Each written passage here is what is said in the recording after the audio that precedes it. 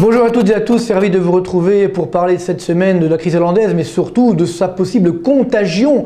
Alors bien sûr, on pense au Portugal, peut-être après-demain l'Espagne, etc. Mais la France est-elle menacée? C'est une grande question qu'on a depuis quelques jours. Alors bon, n'exagérons rien. Pour l'instant, la France n'est pas du tout menacée pour une raison simple, c'est qu'elle conserve son triple A. Chaque dette publique est notée. La note de la dette publique française est toujours la meilleure possible, donc triple A. Donc de ce point de vue-là, pour l'instant, elle ne risque rien.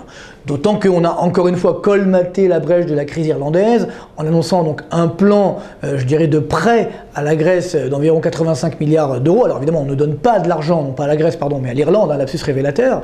Mais tout ça pour vous dire que aujourd'hui, on a stoppé l'hémorragie, même si cette crise reviendra pour une raison simple, c'est que, comme avec la Grèce justement, on n'a toujours pas assez de croissance économique simplement pour payer les intérêts de la dette publique. Donc c'était le cas de la Grèce, de l'Irlande, demain le Portugal, après-demain l'Espagne, et évidemment la France fait aussi partie de la liste.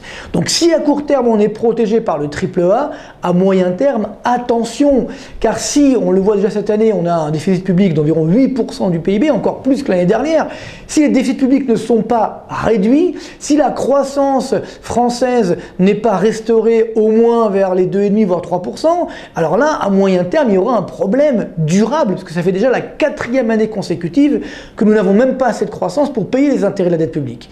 Donc ceci montre bien que si jamais dans les 2 années à venir, on ne fait pas les réformes qui s'imposent, et au contraire, évidemment, a fortiori, si on augmente encore les dépenses publiques comme le voudraient certains, alors là, il y a un vrai danger, d'abord de dégradation de la note de la dette publique française, et si on dégrade, là c'est très rapide, n'oublions pas que 70% de cette dette publique française est détenue par des non-résidents, donc dans le cas le triple A, ils viennent sans problème parce qu'ils doivent mettre du triple A dans leur portefeuille. Si demain on n'a plus le triple A, alors là ils viendront beaucoup moins et là c'est le scénario catastrophe.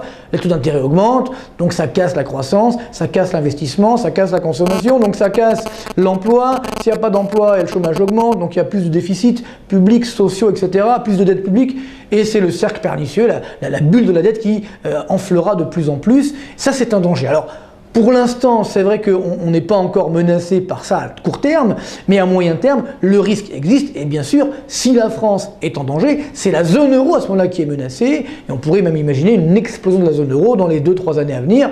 Donc, ce n'est pas terminé, je veux dire, on peut encore sauver les meubles, mais si on ne réagit pas très vite en restaurant la croissance, en modernisant notre économie, avec aussi un euro un peu moins fort, ce qui d'ailleurs se passe aujourd'hui, mais qui pourra soutenir un peu notre croissance, mais ça suffit pas, il faut qu'il descende d'ailleurs sous les 1,20 $ pour un euro, tant qu'on n'a pas ça, on souffre bien entendu. Donc ceci montre bien que la crise existe. Alors, on me demande souvent des probabilités, je pense qu'à l'heure actuelle, il y a une probabilité quand même dans les 2-3 ans à venir, d'explosion de la zone euro, une probabilité d'environ 50%.